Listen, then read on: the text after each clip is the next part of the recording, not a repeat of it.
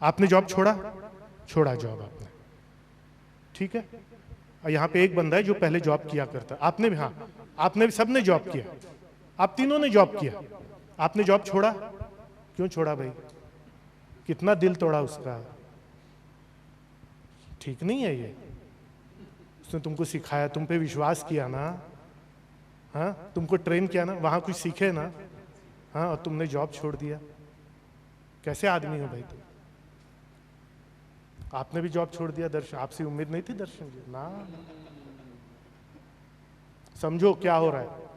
अच्छा एक बात बताओ दर्शन जी, जब आपने वहां से जॉब छोड़ा, उस कंपनी का भट्टा बैठ गया क्या? हा, क्या बात बोल दी नीरज, तुमने जॉब छोड़ा, वहां का भट्टा बैठ गया क्या?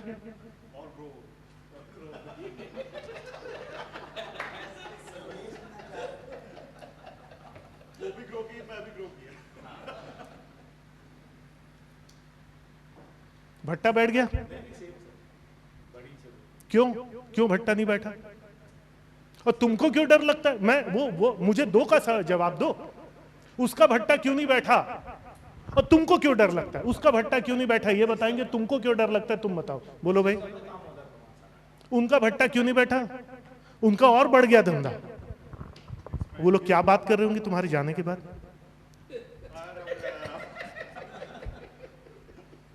बोले शनि निकला, शनि टला।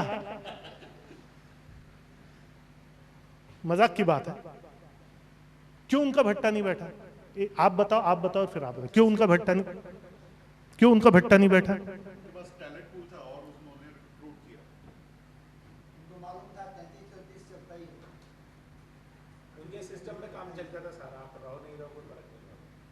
तुमको क्यों डर लगता है? तुमको क्यों डर लगता है कि कोई चला जाएगा?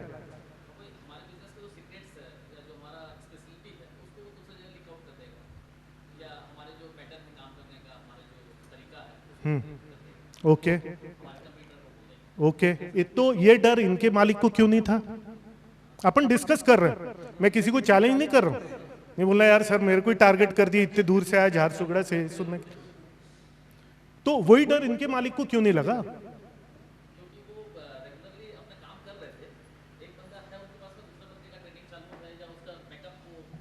तो क्या फर्क है इनके बॉस में और तुम में?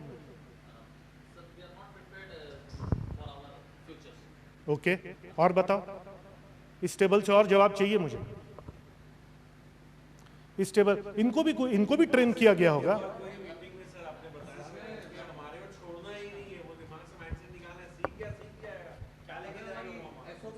चलते, हाँ ओके एग्जैक्टली, एसओपी ही नहीं है,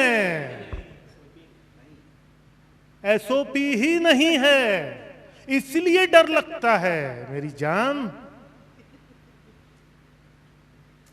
इसलिए डर लगता है। और कुछ लोगों का तो ज्यादा डर लगता है कि ये ना चला जाए यार।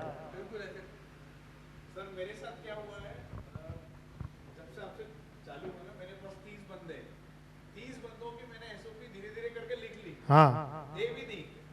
अब उसके बाद लास्ट क्या हुआ, बोला यार अब काम चलेगा, सबसे लास्ट में मैंने अपनी एसओपी अभी तक पूरी तरीके से नहीं लिखी, इसीलिए मैं उनसे काम नहीं करा पा रहा हूँ ठीक से। ओके यस, चलो मेरे को ये लगा कि मेरे को जो है अपने ऊपर पहले काम करना पड़ेगा कि मेरे को उनकी रिपोर्टिंग कैसे लेनी है ताकि वो रेगुलर सही काम कर सके। राइट। तो डर, तो झूठ कहते हैं वो लोग जो कहते हैं उन्हें डर नहीं लगता। भाई तुम्हारे एम्प्लॉय को, उसको भी डर लगता होगा। झूठ कहते हैं वो लोग जो कहते हैं उन्हें डर नहीं लगता। डर सबको लगता है, गला सबका सूखता है, गला सबका सूखता है, हाँ गला सबका सूखता है। पर डर से मत डरो, डर से आगे बढ़ो, क्योंकि डर के आगे सिस्टम है।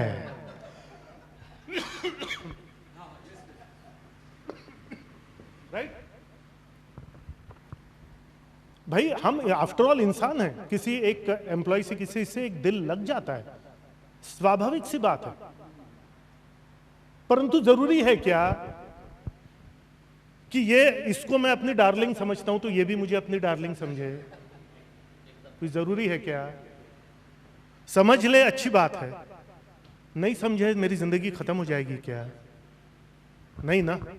तो ये समझ लो ना यार, समझ लो ना, एक सिस्टम बना लो ना, बैकअप रेडी रखो ना। अब वो कैसे करोगे वो आज का विषय नहीं है, वो अपन ताउम्र डिस्कस करते रहेंगे, वो आज का विषय नहीं है। पर सिस्टम का इंपॉर्टेंस समझे ना तुम। यार लोग जाएंगे भाई, नहीं नहीं नहीं नहीं, उसको इतना सिखाया, उसको मैंने अपने बच्चे की तरह ट्रीट किया, मैंने उसको ये किया। अरे खुद का बेटा भी साथ देगा कि नहीं देगा कोई भरोसा नहीं है, कोई नहीं है। बोलिए। मैं भी अपने साले को पूरा सिखाया काम, और सोचा कि जल्दी ये मेरा काम कर रहा है करके, हाँ मेरे से वो कई गुना आगे बढ़ गए। हाँ लेकिन मेरे को वही लगता था मैंने स्किल सिखाया करके, नमक बेचता था, कांडा बेच रहा, अच्छे से बेच रहा, अच्छे किल से बेच रहा, अच्छा काम। यस सो हाँ, तो मुझे एक बात बताओ, नहीं सिखाना कोई सॉल्यूशन है क्या? हाँ यस। तो ये आपको अनुभव हुआ और आपने डिसाइड कर लिया अब साला किसी को कभी नहीं सिखाऊंगा। ये सही बात है क्या? ये सही बात है क्या? हाँ ऐसा भी तो हो सकता है कि जैसे भाई साहब के केस में क्या है, इन्होंने बोला कि मेरा एक सीक्रेट है, हाँ तो इन्होंने उस जो सीक्रेट का जो फॉर्मेशन है वो उनका 10 साल 15 साल से जो एक पैटर्न चल रहा है वैसे ही चल रहा है। हाँ हो सकता है इन्होंने अपनी फील्ड में और R&D नहीं की हो। हाँ अगर ये खुद भी सीखते रहते, नई R&D करके नई चीजें लाते रहते लगातार नया वर्जन लाते रहते, तो इनको शायद वो डर नहीं रहता कि मेरे सीक्रेट्स बाहर हो जाएंगे। यस। सीक्रेट क्या होता है भाई? What is secret? मेरे बड़े रेडिकल व्यूज है इन सबको लेकर। What is secret? क्या है सीक्रेट और क्यों रखना है तुमको सीक्रेट? क्या है सीक्रेट? क्या है सीक्रेट? सिगरेट जनरली कुछ ही नहीं होता, बिल्ली दूध पीते समय अपनी आंख बंद कर ले, वैसे हम लोग सोचते हैं कि दुनिया को नहीं मालूम, सब मिलके चलते मालूम। Great great. और तुम्हारा सीक्रेट तुमको क्या लगता है सीक्रेट है? अरे भैया कब का चला गया कॉम्पिटिटर के पास, उसने शायद ट्राई भी कर लिया, नहीं हो पाया, उसको बोला ये कोई सीक्रेट नहीं था। करेक्ट है? सीक्रेट क्या होता है? अरे तुमको लगता है कि वो सीक्रेट है, वो शायद ऑलरेडी पहुंच गया है, उस पर ऑलरेडी वर्क चल रहा है। शायद कोई कुछ थोड़ा बहुत इंप्लीमेंट कर पाया, कोई शायद ना कर पाया। सो मेरा कहने का मतलब है कि सिस्टम के तहत, तो ये एक एंटरप्रेन्योर की किमाश की हम यहां पर बात कर रहे हैं। सो एक सिस्टम के तहत तुम्हारे पास लोग आते रहने चाहिए, और उसका एक जो मैं बहुत कॉमन सा जो सॉल्यूशन देता हूं, अगेन आज इसका ये नहीं कि तुम्हारे यहां कुछ लोगों की ट्रेनिंग चालू रहने दो, ट्रेनिंग चालू रहने दो। कितना पैसा लगता है? और तुमको कोई ट्रेनर अपॉइंट नहीं करना है, तुमको कोई खुद टाइम नहीं देना है, नहीं भाई यहाँ खड़ा रहे और सीख। तुम जाते हो वहां पर, यहाँ अभी मैरियट में जाओ, वहां ट्रेनिंग्स खड़े रहते हैं कि नहीं खड़े रहते? रहते हैं कि नहीं रहते? वो खड़े रहते हैं, वो खड़े खड़े सीख जाते हैं यार। ठीक है, अब वो उस कंपनी के लेवल पे चले गए कि ठीक है शायद उनकी कुछ क्लासेस वगैरह होती होंगी, मैं नहीं बोलता कुछ भी, 1 रुपया भी खर्चा करो उसमें, 1 रुपया भी खर्चा मत करो। तुम्हारे यहाँ कॉलेजेस हैं, तुम्हारे यहाँ इंस्टीट्यूशंस हैं, वो ITI होगा, तुम्हारे यहाँ कुछ कंप्यूटर का इंस्टीट्यूट होगा, तुम्हारे यहाँ कोई BSc कॉलेज होगा, BCom कॉलेज होगा, BA कॉलेज होगा, कुछ तो होगा। कितने बेरोजगार हर साल मैन्युफैक्चर करते हैं वो लोग?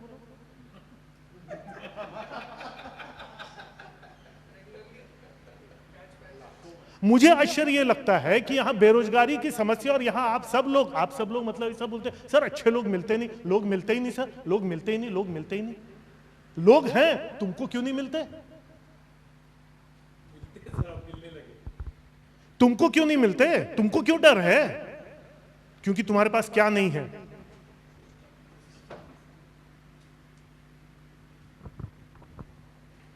सर एक डाउट है, 1/3 जो अपने साथ लॉन्ग टर्म रहते हैं, अगर वो लायबिलिटी बनना चालू हो जाए फिर उनको, इसीलिए तो बोलता हूं कि वो जो लाइफ लॉन्ग टिक गया, कोई खुश होने वाली बात नहीं है। अच्छा आदमी चला जाए उससे कहीं खतरनाक होता है गलत आदमी चिपक जाए। यस अब मैं जनरली बड़ी कंपनियों के एग्जांपल्स नहीं देता, मैं अपने बीच के लोगों के ही एग्जांपल देता हूं क्योंकि कनेक्ट नहीं होता। टाटा मोटर्स इन मुंबई, वो 3 साल के लिए ही लोगों को लेते, 3 साल के बाद भैया जयराम जी की जाओ। मेरे यहाँ भी 2-3 साल रहते हैं। हाँ तो वही मैं बोल रहा हूं, तो लोगों ने तो एसओपी बना दिया 3 साल से ज्यादा हम रखेंगे ही नहीं। नए आते हैं, सीखते हैं, इसके पहले कि वो पुराने हो जाएं, रामू काका बन जाएं, इसके पहले कि वो रामू काका बन जाए, भैया जाओ टाटा का सर्टिफिकेट मिल गया, परफॉर्मेंस सर्टिफिकेट मिल गया, ये मिल गया, जाओ, क्योंकि उनके पास में ये है जिसके तहत लोग आते रहते हैं। Why can't you do that? Sir मेरा धंधा, फिर मेरे को, सर मेरा धंधा आप नहीं समझते सर, वो बात ठीक है सर, मेरा धंधा आप नहीं जानते सर। खुद तो समझ ले पहले अपना धंधा। तो फिर अगर आप समझना ही नहीं चाहते, आपका धंधा दुनिया में सबसे निराला है, तो भाई फिर, पर मेरा क्या कहना है, ठीक है ये आइडिया नहीं लगता, कोई दूसरा आइडिया लगा, परंतु लोगों की कमी तो नहीं है भाई भारत में। तुमको क्यों हो रही है, तो कहीं ना कहीं कहां पर कमी है। दूसरा क्या लिखा है यहां पर, पेशेंस। ताजमहल बनाना है, थोड़ा टाइम लगेगा।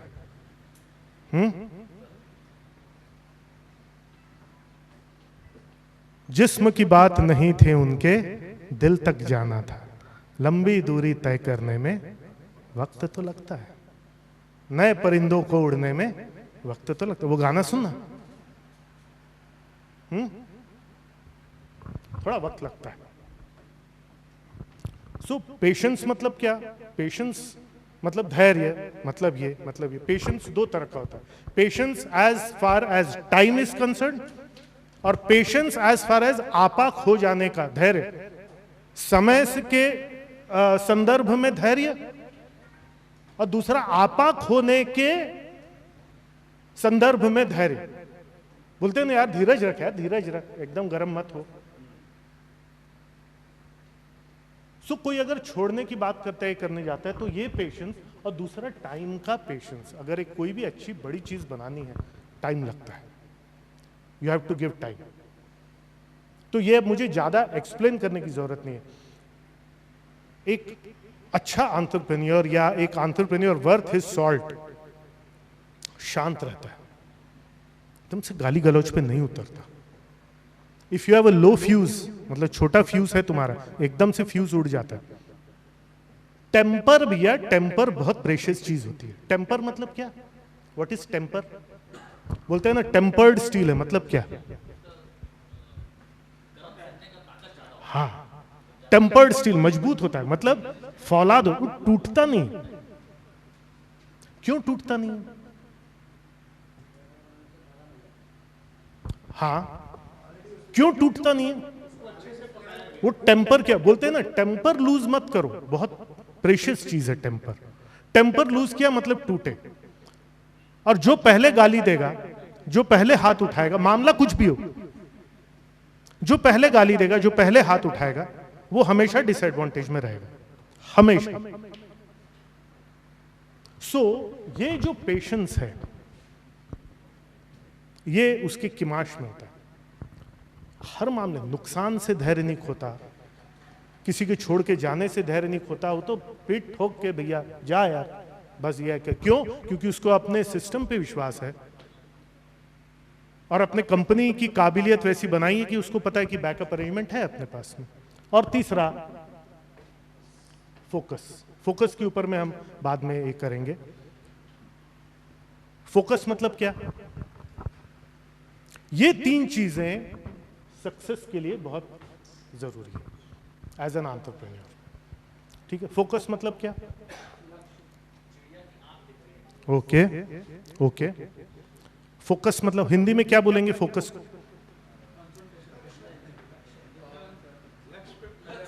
Okay okay okay yes. तो ये जब मैं अपने सेकंड इसमें ये करूंगा कि ये फोकस और जिंदगी में कुछ चीज़ों पे ध्यान फोकस करके बाकी चीज़ों के क्या नहीं करना है मुझे। कल थोड़ी सी बात हुई थी इसके बारे में शाम को जब हम लोग बैठे थे, तो वो हम ये करेंगे। अब हम आगे बात करते हैं कि ये जब हम बी क्वाड्रेंट में जाते हैं, जब हम ये बी क्वाड्रेंट में जाते हैं और जहां पे हम लोगों से काम करवा की कलाकारी सीखते हैं, ऑटोमेशन बोल लो, डेलीगेशन बोल लो, ये बोल लो, तो अगेन एक बहुत इंपॉर्टेंट होता है कि दूसरों पे दांव लगाना। मतलब क्या कि वो एक सिस्टम के तहत मुझे कमा करके देंगे और हम सब एक साथ ग्रो होंगे। ठीक है, तो why automation is important, why automation, मुझे आप सबकी व्यूज चाहिए। Why automation is important for mental peace. Okay okay, grow करने का एक सिस्टम होता है ऑटोमेशन। यस, और हमारे पास ओके टाइम खुद मिलता है। क्यों चाहिए वो टाइम आपको? सेल्फ ग्रोथ के लिए। ओके, फ्रीडम पाने के लिए। ओके, फ्रीडम पाने के लिए।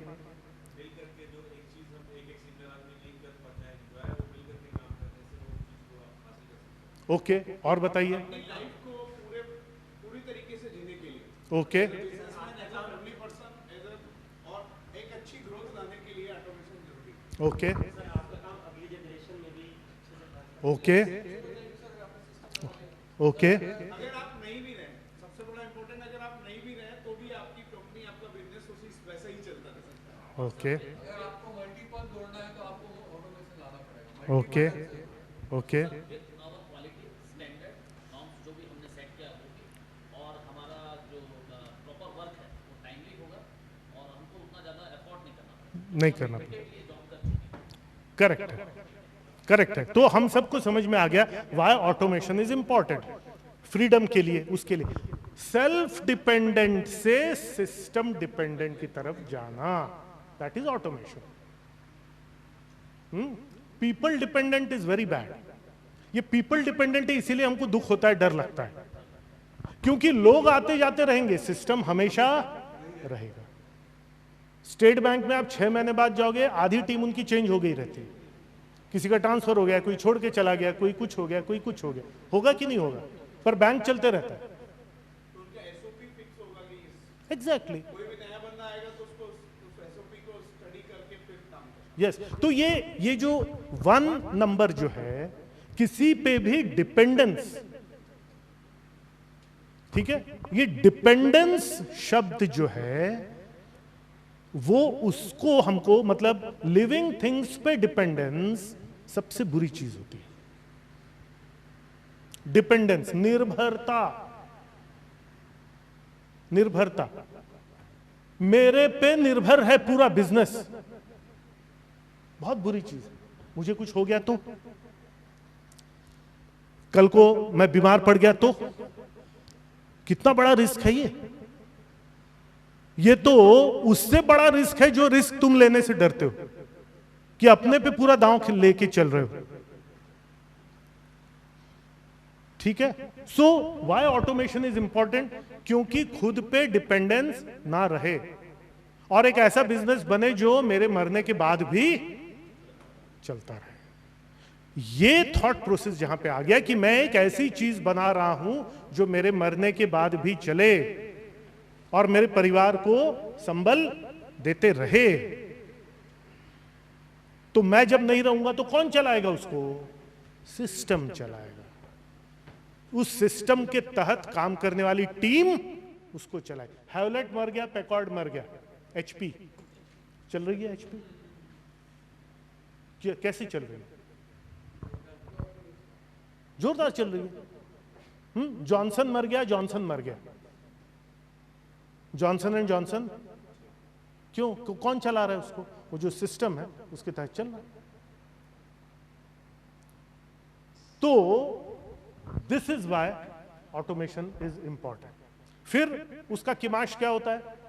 ठीक है। और अभी हम मोहित जी अगला स्लाइड लेना, मैं देखूं कितना ये है। If my children, if your children, कल को तुम्हारे बच्चे तुम्हारा धंधा ज्वाइन नहीं करना चाहते, एक बात है, क्या जरूरी है कि उनको ज्वाइन करना ही चाहिए तुम्हारा धंधा? क्या जरूरी है? क्या तुम फोर्स करोगे उनको? पहले हो जाता था, अब नहीं कर सकते फोर्स तो, अब नहीं कर सकते फोर्स तो क्या तुम्हारे धंधे की और जो इतना जो तुमने क्या जो सेवा इतने लोगों की हो रही है, जो इतने घर चल रहे हैं, जो इतने सब ये हो रहे हैं, क्या खत्म हो जाएगा तुम्हारे साथ? Is it not very selfish? क्या जब तक मैं जिंदा हूं, ठीक है, मेरे मरने के बाद ऐसी तैसी कराए ये लोग सब कस्टमर और मैं ही नहीं हूं तो क्या, is it the right thing to do? No, एक एंटरप्रेन्योर वो नहीं सोचता है, मैं तो नहीं रहूंगा यार, कंपनी के कमाई का मुझे तो मिलने वाला है नहीं, तो मैं क्यों बॉदर करूं। एस क्वाड्रेंट वाला सोच सकता है, बी क्वाड्रेंट वाला नहीं सोचेगा, क्योंकि वो अपने से आगे उसका विजन है, वो विजन के बारे में 50 साल का 100 साल का मिशन के चलते कि ये कंपनी कितने लोगों की सेवा करती रहेगी, इंटरनल कस्टमर्स यानी जो टीम है और एक्सटर्नल कस्टमर्स जो कि पेइंग कस्टमर्स हैं, ठीक है। सो अगेन सेल्फ डिपेंडेंट से सिस्टम डिपेंडेंट, और उसके तहत टीम को काबिल बनाना। फिर जो कुछ एक दो माइंडसेट की बात मैं अपने इसमें भी कर चुका हूं, 7 horses mindset, systems mindset. 7 horses mindset मतलब क्या? 7 हॉर्सेस क्या हैं? What are the 7 horses? Marketing, operation, administration, HR, R and D. Yes, एक एक करके बताइए। पहला सेल्स, दूसरा marketing, finance, operations, administration, R and D, HR. Correct है, ये 7 घोड़े। कोई भी फंक्शन इन 7 घोड़ों में ही आता है। प्रोडक्शन किस में आएगा? उस हिसाब से इन्होंने जो बोला प्रोडक्शन किस में आएगा? ऑपरेशंस में आएगा, वो ऑपरेशंस में आएगा, है ना। कई जगह इनफैक्ट ऑपरेशंस नहीं बोला जाता, प्रोडक्शन बोला जाता है उसको, पर हम ऑपरेशंस मान के चलते हैं, क्योंकि जो साफ सफाई है वो भी ऑपरेशंस में आता है, परचेजिंग जो है वो भी ऑपरेशंस में आता है, ये सब उसमें जो आता है, ठीक है। सो 7 हॉर्सेस माइंडसेट, वो जो हमारा जो टाइम था 11:45, ठीक उसी टाइम पे अपन ये करने वाले हैं। So again thinking in 7 horses mindset, ये टिपिकल एक एंटरप्रेन्योर की सोच इस हिसाब से रहती है कि अगेन बिकॉज सिस्टम्स डिपेंडेंट है और पर्सन डिपेंडेंट नहीं है, इसलिए अगर किसी पर्सन से भी प्रॉब्लम आ रहा है तो वो सोचेगा यार मेरा कौन सा 7 घोड़ों में से कौन सा घोड़ा मेरा गड़बड़ है, कमजोर है, ठीक है। सिस्टम्स माइंडसेट मतलब 7 हॉर्सेस माइंडसेट, लगभग बराबरी, ठीक है। क्योंकि वो जो बंदा आज जो प्रॉब्लम दे रहा है, ठीक है, उसको सुधारने में उसको इंटरेस्ट नहीं है, उसको वो सिस्टम सुधारने में इंटरेस्ट है जिसके तहत वो लड़का आज काम कर रहा है।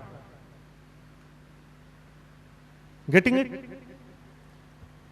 आज काम कर रहा है। फॉर एग्जाम्पल आपका बंदा जो फिटिंग करने के लिए जाता है मॉड्यूलर किचन को, और वहां पे वो 2 दिन के बाद में वो जो है ड्रॉवर ढीले हो रहे हैं या जो भी हो रहा है, और ये बार बार कंप्लेंट आ रही है। अब सिस्टम्स डिपेंडेंट थिंकिंग है, ये जस्ट मैंने एग्जांपल दिया। अब पीपल डिपेंडेंट नहीं, सिस्टम डिपेंडेंट हम हैं, और वो बार बार आपने देखा कंप्लेंट आ रही है कि ड्रॉवर ढीले हो जा रहे हैं, ये हो रहा है, वो ऐसा ऐसा हिल रहा है, फॉर एग्जाम्पल। अब सिस्टम्स थिंकिंग में 7 हॉर्सेस माइंडसेट में हम इसको कैसे डील करेंगे? अब इनका इधर से मैं चाहता हूं कैसे डील करेंगे इसको। पहले तो जो ड्रॉवर का जो अपन सेक्शन ले रहे हैं ओके वो सही है कि नहीं, ओके चेक वो करेंगे। ओके जो फिटिंग कर रहा है बंदा वो ठीक है कि नहीं, ओके मेजरमेंट सही लिए कि नहीं लिया। ओके अगर वो दोनों ठीक हो जाते हैं तो आगे की कंप्लेंट आना बंद हो जाएगी। Okay okay. और बताइए इसको कैसे डील किया जाए? हाँ सबसे पहले एक सिस्टम हमको डेवलप करना पड़ेगा कि हम प्रॉपर एक कस्टमर केयर का एक टोल फ्री नंबर या एक नंबर जारी करें, ओके अपना कंप्लेन लॉन्च कराता है। ओके कंप्लेन सेक्शन जो है वो अपने फिटमेंट सेक्शन से डिस्कस करे कि ऐसा ऐसा कंप्लेन आया है कस्टमर का। ओके उसके ऊपर एक आरएनडी टीम ये करे कि कंप्लेन क्यों आ रहा है, हमारा मटेरियल डिफेक्ट है या वो जो फिटर का कंप्लेन है या और कुछ प्रॉब्लम, उसको पहले रिसर्च किया जाए, देन उसको रिजॉल्व किया जाए। ठीक है।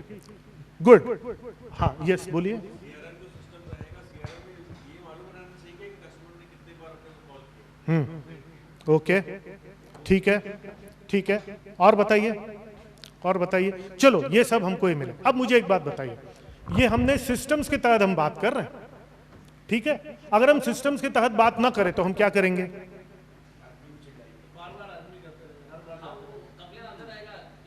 कौन गया था रे, कौन गया था फिटिंग में, कौन गया था फिटिंग में?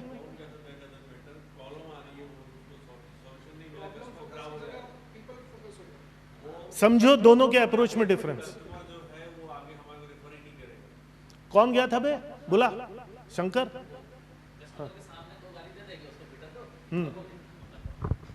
अगेन जब सिस्टम डिपेंडेंट वर्किंग होगा इसका तो कैसे होगा, और नॉन पर्सन डिपेंडेंट वर्किंग होगा तो क्या होगा? कौन गया था, बोला उसको, बोला क्या क्या करके आया बे, क्या करके आया तू?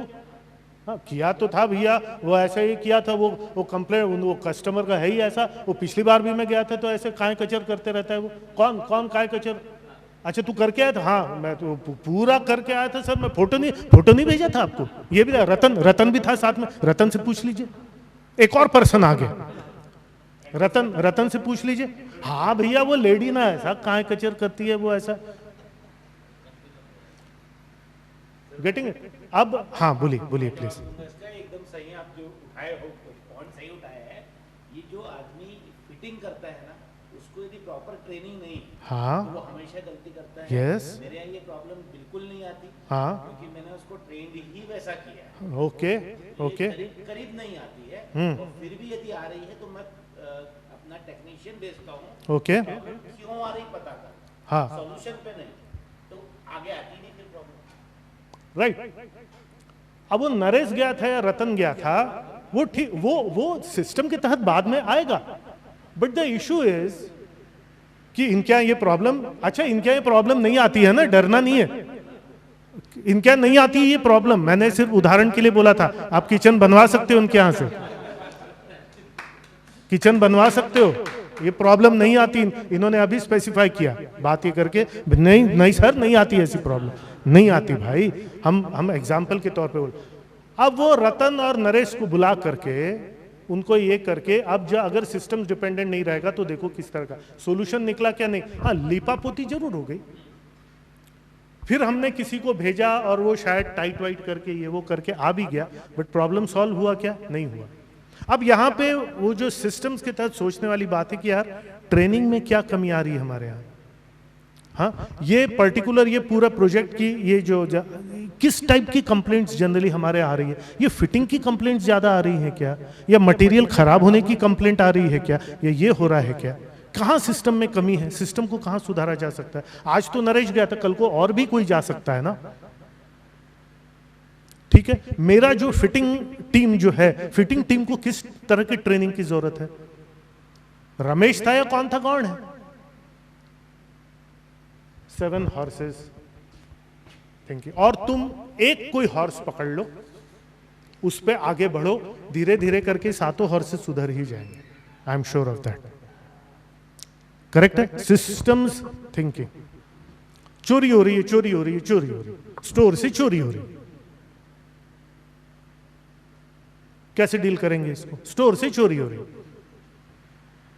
कौन है भाई स्टोर कीपर?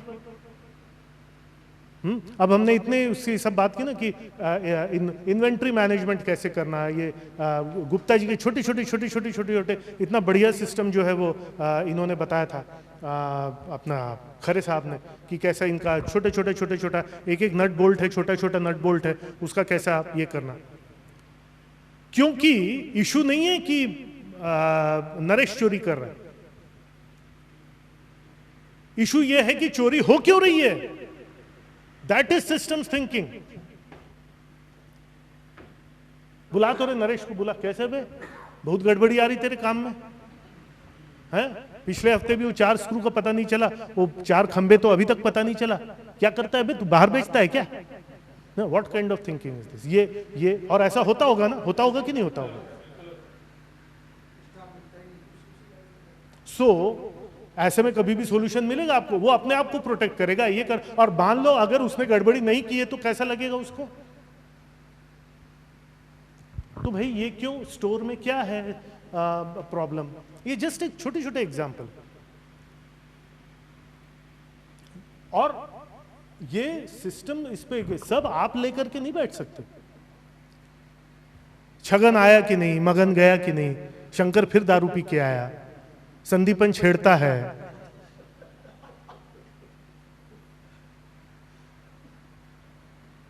करेक्ट है ना।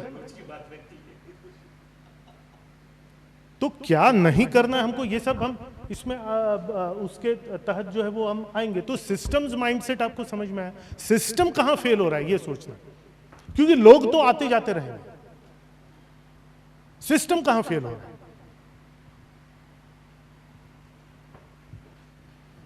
R0 R1 R2 याद है किसी को?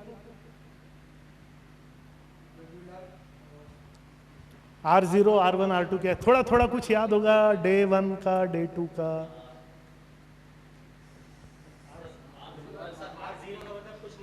ओके, हाँ,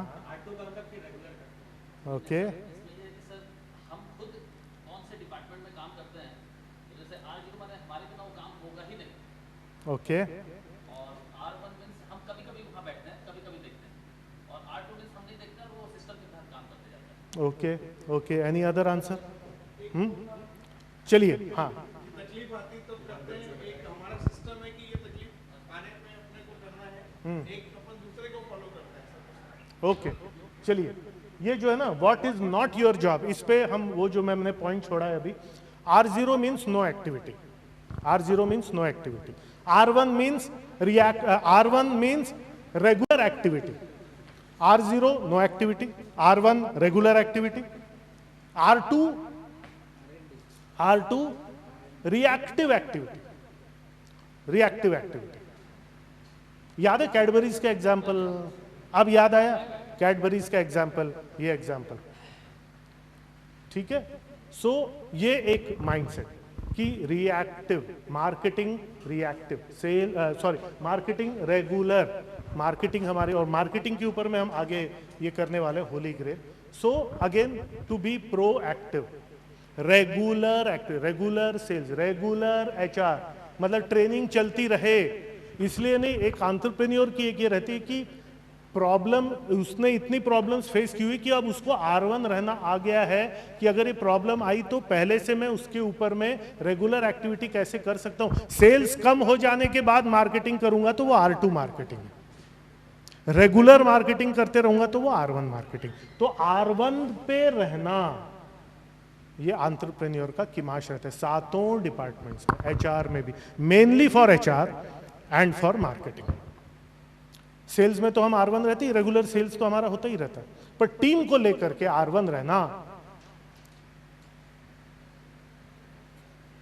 कि अच्छे लोग आते रहे, आते रहे, आते रहे। एक्स्ट्रा लोग जब रहते हैं, again dependence on any one thing is very bad, dependence on one main staff team member very bad, dependence on one main product very bad, dependence on one main customer. कई धंधे ऐसे रहते हैं जो बेसिकली एक major customer पे निर्भर होते हैं। कई लोगों का धंधा मैंने देखा, कॉन्ट्रैक्टरशिप में ऐसा बहुत होता है।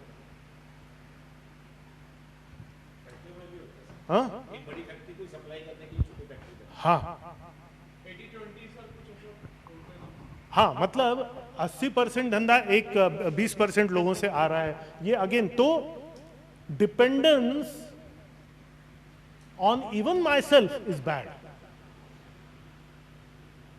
Dependence even on my self, क्योंकि मेरा कोई भरोसा नहीं ना, मेरा जीवन कितना है, मेरी काबिलियत कितनी है, मेरा क्या ये है। सो R1 रहना मतलब किसी एक चीज पे निर्भर नहीं रहना। Have a choice of customer, have a choice of people, extra लोगों को, और मैं नहीं बोल रहा हूं खर्चा बढ़ाओ, नो, ट्रेनिंग चलने दो ना। क्योंकि जब अच्छा बंदा मिलेगा तुमको समझ में आ जाएगा यार इसको लेकर के मैं कौन सा काम, तुमको ना आइडियाज आएंगे, फिर आइडियाज का स्कोप रहेगा, यार I have these 2 extra people, what else can I do for them. ये 2 एक्स्ट्रा लोग हैं यार मेरे पास यहाँ पे, ये एरिया देखने के लिए 2 एक्स्ट्रा लोग हैं, अब इसको कैसे मैं कमर्शियलाइज करूं। पर अगर तुमको डर ये कि जो एग्जिस्टिंग है वही लोग छोड़ के चले गए तो क्या होगा, अगर तुम इस दुनिया में जी रहे हो तो कैसे ग्रो करोगे। Do you understand the power of R1? कि प्रॉब्लम आने के पहले ही एक्स्ट्रा उसमें वो रखना। Do you understand? R1 हमेशा मार्केटिंग करता रहेगा, करता है, क्योंकि वो एक segment of that one number is very dangerous. Sir 7 horses में R0, R1 और R2 में क्या क्या अपन डिवाइड कर सकते ऑल डिपार्टमेंट्स मार्केटिंग में R1 रहना है।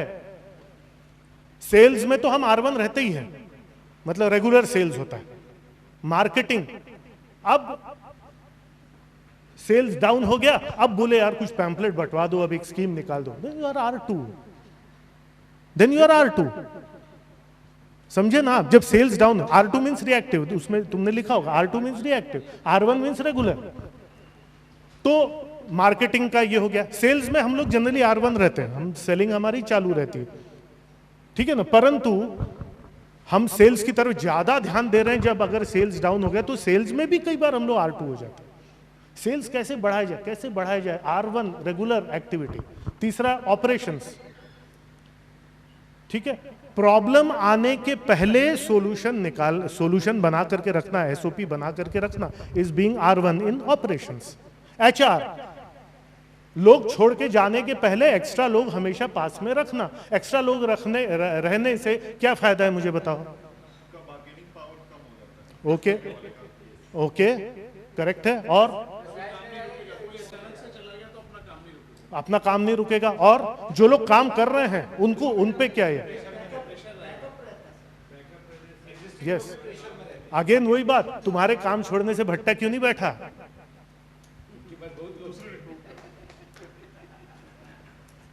ठीक है ना। वो R1 थे, दे वर R1 इन HR। तो ये हो गया HR। अकाउंट्स, क्यों तुम्हारा साला मार्च में आखिरी महीने में तुम्हारा ये जब पूरा कंप्यूटराइज सिस्टम है, हाँ, क्यों R1 जो है तुम्हारा मार्च के आखिरी 15 दिनों में फटी पड़ी रहती है सबकी? क्यों पड़ी रहती है? जब पूरा कंप्यूटराइज्ड है। और अगर कंप्यूटराइज नहीं भी है तो बिजली बिल पटाने में किस दिन सबसे लंबी भीड़ रहती है? समझ में आ रहा है? R1 का मतलब समझ में आ रहा है? बिजली बिल, पानी बिल, कोई भी बिल, इनकम टैक्स, कोई भी। क्यों मार्च में इतनी बुरी स्थिति रहती है? क्यों? Because in accounts you are not R1। भाई कंप्यूटराइज्ड में तो डेली तुम्हारा क्लोजिंग है, डेली साल भर का क्लोजिंग हो सकता है, रोज बैलेंस शीट रेडी है। But because you are R2 कि वो 4 बार CA का जब तक फोन आता नहीं तब तक तुम नहीं चेतोगे। तो मार्च में फिर तुम्हारे ऊपर में प्रेशर आ जाता है। फिर मार्च में प्रेशर आता है तो सेल्स डाउन होता है, मार्केटिंग की तरफ ध्यान नहीं है, इधर ध्यान नहीं, उधर नहीं, कस्टमर की तरफ ध्यान नहीं है, और पूरा फिर हर तरह का। सो अगेन अकाउंट्स, और उसमें जो ऐसे एडमिन में, क्योंकि तुमने पूरा डिस्ट्रीब्यूट, कौन किस डिपार्टमेंट का बंदा है, ऑर्गेनाइजेशन ट्री बना नहीं है, सबके रोल्स एंड रिस्पॉन्सिबिलिटीज बने हुए नहीं है, उसका क्वीन बी रोल क्या है वो डिसाइडेड नहीं है। तो फिर जब क्राइसिस आती है तब कुछ तुम लिपापोती करते हो, मतलब तुम R2 में। तो accounts and finance, admin, every department में R1 और R2 का मीनिंग अब समझ में है? यस, ये कोई सवाल पूछ रहे थे राकेश। ओके, सो R0, R1, R2। और ये R1 का मतलब क्या, इसका गहरा मीनिंग क्या है समझो। गहरा मीनिंग क्या है? देखो क्या होता है कि वी एज एंटरप्रेन्योर्स, हम लोग एक सेल्फ एम्प्लॉयड एंटरप्रेन्योर जो होता है ना, जो सब कुछ खुद ही करूंगा बोलता है, बेसिकली वो क्या होता है मैं बताऊं? वो बेसिकली होता है फायर फाइटर। ठीक है, हम लोग सब क्या बन गए हैं? हम लोग सब बन गए हैं फायर फाइटर, क्योंकि हमेशा कहीं ना कहीं आग लगी रहती है, हमेशा कहीं ना कहीं आग लगी रहती है, और सब कुछ डिपेंडेंट है मुझ पे। तो मेरा एक ही काम है, यहाँ की आग बुझाता हूँ, यहाँ की आग बुझती नहीं तो वहां आग लग जाती है, तो फिर मैं वहां जाता हूँ और वहां आग लगता है, क्या अरे मैं काबिल आदमी, यहाँ की आग बुझा, तब तक उधर आग लग जाती, तो उधर वहां चल, तो इधर आग, तो वहां बाढ़ आ जाती, तो फिर मैं उधर जाता हूँ, उधर उसको संभालता हूँ। और मेरे को लगता है क्या काम कर रहा हूं यार, क्या बिजी आदमी हूं यार, मेरे जैसा तो काबिल आदमी इस दुनिया में कोई नहीं है। पर साला काम क्या कर रहा है, what kind of work you are doing?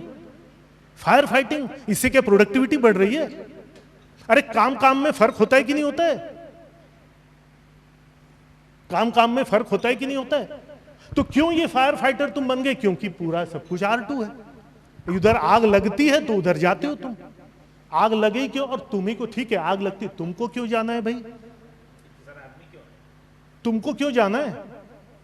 और इसी पे मैं आ रहा हूं, what is not your job पे। और फिर हम एक ब्रेक लेंगे। आपका सवाल याद है, क्या पूछने वाले थे आप? हाँ बोलो।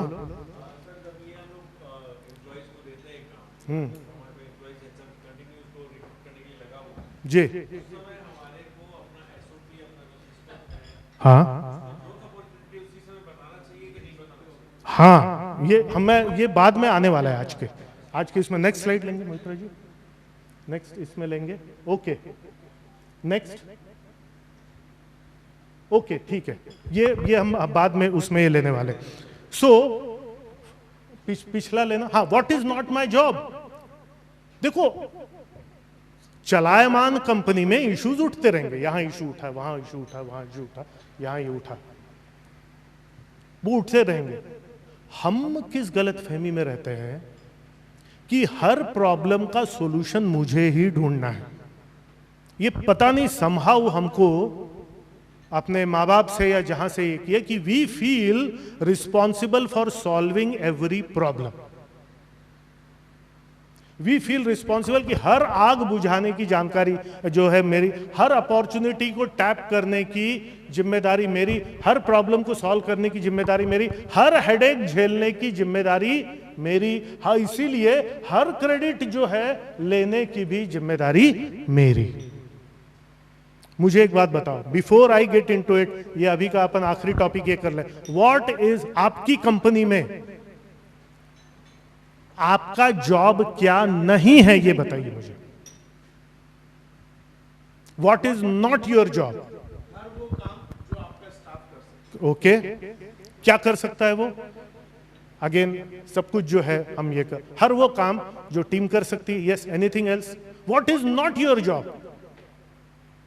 मार्केटिंग छोड़ के सारी चीजें डेलीगेट कर सकते ओके, सारा डेलीगेट कर सकते हैं, सब कुछ नहीं हमारा। What is not your job? Okay, finance छोड़ के, पॉलिसी मेकिंग छोड़ के, ओके ऑब्जर्व तो हमको ही करना है, ओके, सही चल रहा है कि नहीं चल रहा है वो। और मतलब छोटे जो स्मॉल डे टू डे के वर्क है वो अगर टीम करे तो बेटर है। ओके, तो प्रैक्टिकली अभी तक हम पहुंच नहीं पाएंगे 100% डेलीगेशन कर सकते। यस, लेकिन सच तो ये है कि वो काम उनसे कराना चाहिए और वो काम सही हो रहा है कि नहीं हो रहा है वो हमको देखना है। ओके। और उसी को क्या बोलते हैं? सिस्टम। सिस्टम एक वही है। Yes, any other answer? Yes, R&D जो है। ओके ओके, चलो ठीक है। So what is not your job को मैं अलग ढंग से करता हूं। हर प्रॉब्लम सॉल्व करना तुम्हारा काम नहीं है। टीम का है भाई, ठीक है। वो डायलॉग याद है ना जो अपना बन गया था ग्रुप में, मैडम कैप्टन है पर खेलना सबको है। वो शिल्पा मैडम थी ना, उनसे बातचीत करते हुए डायलॉग कि मैडम कैप्टन है पर खेलना सबको है। कोई ये मेरा ये नहीं कि हर प्रॉब्लम मुझे ही सॉल्व करना है। नो, एक काबिल टीम बनानी है। टीम का ही काम है प्रॉब्लम सॉल्व करना। कहीं तुम्हारे कुछ इनपुट की जरूरत है तो वो अलग बात है। But let me tell you, and this foolish thinking कि मैं ही सब प्रॉब्लम सॉल्व कर सकता हूं, यह सबसे बड़ी मूर्खतापूर्ण थिंकिंग कि मैं ही सब प्रॉब्लम सॉल्व कर सकता हूं। नो, तुम्हारे रिसेप्शन में कुछ इशू आ रहा है, तुम कितना बैठे हो रिसेप्शन पे? हाँ, तो रिसेप्शन का प्रॉब्लम का सॉल्यूशन कौन निकाल सकता है? वो लोग निकालेंगे। पर तुमने अगर उनको चांस नहीं है, तुम्हारे पास आके खड़े हो जाएंगे, नीरज भैया वो वहां पे ये हो रहा है। अच्छा, तो नीरज को लगता है अच्छा वो आ रहा है, चल मैं बताता हूं, the great Neeraj will tell you the solution. और कुछ तो भी रद्दी सॉल्यूशन बताएगा। क्यों रद्दी सॉल्यूशन बताएगा? क्योंकि वो कभी बैठा ही नहीं भाई। So what should Neeraj do? अब मुझे बताओ। वो आ गए वहां पर, सर वो रिसेप्शन में ऐसा ये होता है, ये प्रॉब्लम, जो भी XYZ problem, what should Neeraj do? तो मतलब कैसी बातचीत होनी चाहिए, कैसी बातचीत होनी चाहिए? ओके ओके, नाउ अब इसके डेप्थ में हम नहीं जाएंगे क्योंकि फिर बहुत सारे, बट अगेन अगर कहीं पर इशू आ रहा है तो it is not your responsibility to solve that problem, it is the team's responsibility. और वो कब निकालेंगे? जब हमने वो उसके तहत उनको जिम्मेदारी दी कि तुम इसका सॉल्यूशन लेके आओ। My job is only to approve one of the solutions, solution तुम्ही को निकालना, नहीं तो हर छोटी छोटी चीज लेके तुम्हारे पास आ जाएंगे, हर छोटी चीज, और तुमको लगता है कि मेरे से बेहतर, वाह यार, मतलब हर प्रॉब्लम का सॉल्यूशन। अरे जो तुम कर रहे हो ये सब नहीं है तुम्हारा काम। तुम्हारा काम है कोलैबोरेशंस करना, ये करना, बिजनेस एक्सपैंड करना, मीटिंग्स करना, ट्रेनिंग्स लेना, किताब पढ़ना, ये सब करना, और अपने लोगों को वो राइट्स देना, अपने लोगों को वो अधिकार देना कि यार प्रॉब्लम तुम सॉल्व करो, कुछ बजट है तो चलो ठीक है, I will take care of it, not more than 1.5 minutes। Consistent headaches, it's not your job to solve all the headaches. पूरा हेडेक लेना तुम्हारा काम। टीम क्यों है भाई? क्यों रखा है टीम को?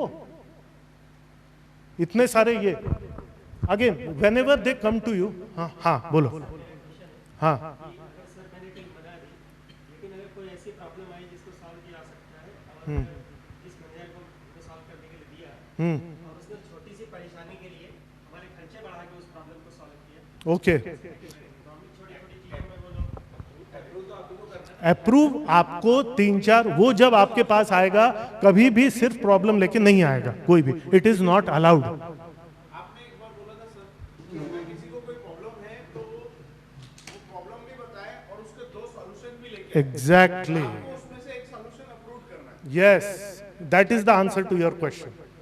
अरे यार, रिसेप्शन का प्रॉब्लम नीरज कैसे सॉल्व करेगा? बताओ कैसे सॉल्व करेगा? He can not. पर इसको लगता है कि यार अब मेरी जिम्मेदारी है यार, हाँ मैं तो, तुम ऐसा करो, ऐसा कर लो, ये कर लो। Will it be an effective solution? नहीं होगा। तो प्रोएक्टिव R1 क्या बोलेगा? भाई ये प्रॉब्लम मुझे मत बताओ, ये इशू आ रहा है ना, वहां पे कौन काम करता है? आप लोग करते हो। आप लोग इसका सॉल्यूशन क्या हो सकता है? कम से कम 3 सॉल्यूशन लेकर के मेरे पास आओ, अगर उसमें बजट इन्वॉल्व है तो, या अगर सिस्टम में SOP में कुछ चेंजेस करना है तो मेरे पास 3 सॉल्यूशंस लेकर के आओ। ठीक है, कब आओगे? कब तक सोच लोगे? सर आते हैं सर 1-2 दिन। 1-2 दिन में नहीं, कब? मैं यहाँ पर कब रहता हूँ तुमको मालूम है ना, होटल में मैं कब रहता हूँ? सर आप ट्यूसडे को दोपहर को 2 से 4 रहते हैं। ठीक है, ठीक है, तब आओ, एटलीस्ट 4 सॉल्यूशन लेकर के आओ, वो अपन डिस्कस करेंगे और उसमें से एक सॉल्यूशन मैं अप्रूव कर दूंगा। The owners of solving the problem is theirs, उनका काम है प्रॉब्लम सॉल्व करना, तुम्हारा नहीं, और तुम कर भी नहीं सकते। हाँ, तुमको धंधे का एक्सपीरियंस है, वो 4 में से एक तुम बोलोगे हाँ ये ठीक लग रहा है, चलो करो इसको, डन। और भी कोई बात है? अगेन वो 5वां सवाल बहुत इंपॉर्टेंट, और भी कोई इशू है? और भी कोई बात है जो तुम मेरे से कर? नहीं सर, बस ये आपने बता दिया ना, अब हम लोग कर लेंगे, बस कर लोगे, चलो ऑल द बेस्ट, वो। उधर कस्टमर के यहां सप्लाई में कुछ इशू है, अब हमेशा वही लोग जाते, तुम नहीं दे सकते सॉल्यूशन, और न वो तुम्हारा काम है। अब से ये सोचना बंद कर दो कि हर हेडेक झेलना मेरा काम है, हर सॉल्यूशन देना मेरा काम है। नहीं है तुम्हारा काम, नहीं है। बताओ भाई क्या हो सकता है? उनका ब्रेन का भी तो यूज करो, क्या हो सकता है? नहीं, निरर्थक लंबी लंबी बातचीत और मीटिंग्स चलती हैं फिर, जबकि तुमको पता है कि तुम नहीं दे सकते। अब कलेक्शन सेंटर में मैं कभी नहीं बैठा यार, पैथोलॉजी के कलेक्शन सेंटर में, पर अब जब वो मेरे पास आते हैं, सर ये इशू आ रहा है, सर अपन इसको ऐसा कर सकते हैं, ऐसा कर सकते हैं, ऐसा कर सकते हैं। तुम्हारे यार मेरे हिसाब से ये वाला सॉल्यूशन नंबर 2 जो तुम बता रहे हो वो मुझे ठीक लग रहा है, तुमको क्या लग रहा है? हाँ सर, इससे क्या होगा कि होगा, वेरी गुड यार, तो उनकी थोड़ी तारीफ कर दो, थोड़ा ये कर दो, उनको ये कर दो कि यार बहुत बढ़िया तुम सॉल्यूशन लेकर के आए, उसकी ओनरशिप आएगी। और 4 जगह तारीफ कर दो, बोले यार ये प्रॉब्लम इस बंदे ने सॉल्व किया। अब because it is his problem, वो सॉल्यूशन को सफल करके दिखाने की जिम्मेदारी किसकी है? हाँ, yes, it is not your job to solve all the problems of the company. Your job is to give approval to one of the solutions. नहीं तो वो तो हर छोटी चीज को लेके तुम्हारे पास आ जाएंगे, मजे लेंगे। अच्छा, फिर क्या होगा? अगर तुमने सॉल्यूशन दिया, और नेचुरली तुम तो सॉल्यूशन दे नहीं, कलेक्शन सेंटर का सॉल्यूशन मैं दे ही नहीं सकता, मैं आज तक कभी बैठा नहीं। अब मैंने कुछ तो भी सॉल्यूशन दिया, उसको पसंद नहीं, अब वो साबित करके दिखाएगा कि सर आपने जो बताया था it doesn't work, it doesn't work. ठीक है, मजे लेते हैं सेठ के। अब भाई ओनर्स उसी का है ना, हेडेक्स, कोई डिफिकल्ट कस्टमर है, कोई ये है। It is not your job to handle all the headaches, it is not your job to solve all the problems. ठीक है, it is their job to solve the problem, इसीलिए उनको रखा है वहां पर। और आपके इसके ऊपर में जो है एक ये कि मेरे पास कोई भी ये जो है कंप्लेंट्स लेकर के नहीं आएगा। कंप्लेनर से आते हो 4 सॉल्यूशन लेकर के। आपका अपना विशाल अनुभव है, मतलब एक है, तो आपको समझ में आ जाएगा ये क्या ये कर रहा है। अगर उसके सॉल्यूशंस में भी कोई चाल है ना, आप तुरंत पकड़ लोगे, क्योंकि उसका एक एरिया ऑफ वर्क है। तुम्हारे लिए तो पूरा बिजनेस है ना। हेलो, हर जगह के लोग तुम्हारे पास आने लग गए तो भैया काम कब करोगे? सो ये जो पिछला ये क्वेश्चन जो है, ये अगेन बहुत इंपॉर्टेंट है। What is not your job, इसको जो है समझना बहुत जरूरी है। सो अभी हमारा जो है वो 12 बज गया है, और एंटरप्रेन्योरशिप का किमाश क्या होता है। एंड अगेन, मुझे फ्री इसलिए नहीं होना कि मैं सोऊं दिन भर। हेलो, मुझे क्या फ्री इसलिए होना है कि मैं सोऊं दिन भर? मुझे क्यों फ्री होना है? मुझे क्यों फ्री होना है? काम काम में फर्क होता है ना, काम काम में फर्क है ना। या तो ये आलतू फालतू काम दिन भर बोलो यार बहुत थक गया, कितना काम करता हूं मैं। एस क्वाड्रेंट में यही होता है, जो काम उसको करना ही नहीं चाहिए वो दिन भर करे पड़ा है, नॉन प्रोडक्टिव वर्क। बोलते यार बिजनेस कितना टफ है, लाइफ कितना टफ है। किसने बनाया टफ इसको? तुम्हारे पास इतना बेहतरीन रिसोर्स है, उसका तुम यूज नहीं कर रहे हो।